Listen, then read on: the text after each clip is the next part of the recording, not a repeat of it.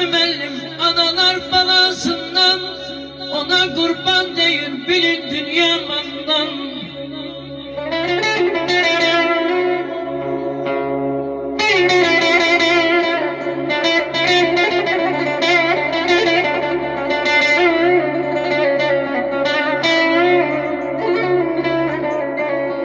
Nigaran kalandan, ana beladan, ona kurban değil dostlar dünya malından.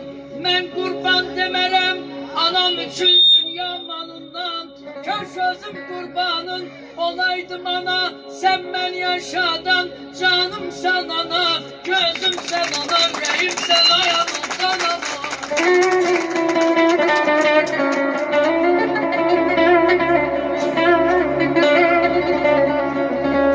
Balda verebilmez elmelim, balandadım. Aycan. Sen dünyadan doydun ana canım, benden doymadın. O hesaplı canına kurban olmadan, sen ben yaşadım. Canım sananım, gözüm sen anan, yüreğim sen ayağım canım. Qoruyur çəkilir gözdəki yaşlar, dayanır qırğanlar, kəsir savaşlar. Sevincin önündə əyilir başlar, ana sevinəndə Allah sevinir. Yığılır tərtəmiz suçlar, günahlar, çəkilmir tətiklər, atmır silahlar.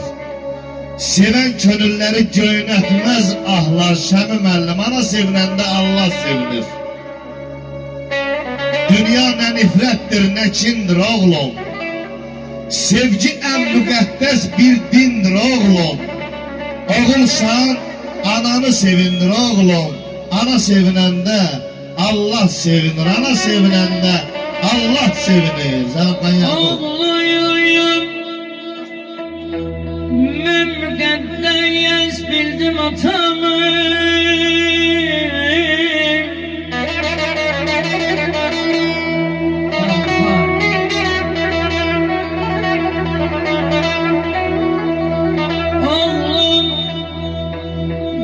Müqəddəs bilmişəm atamı, atana hörmət eyle oğul ey oğul, ey mənim qanadım, ey mənim qolum.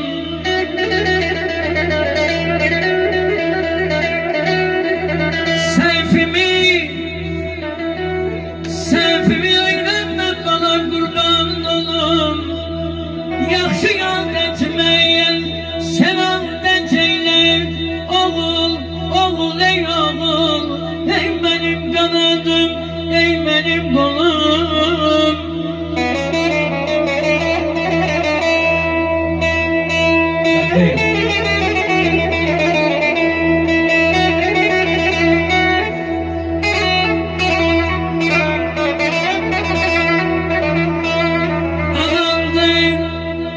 Atandı Teymur, sen tut yerini.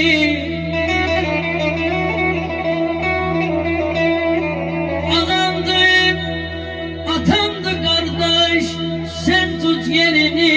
Vay nesillerim bilsin bana dileklerini. Atan sana dediklerini. Atan senin dediklerini.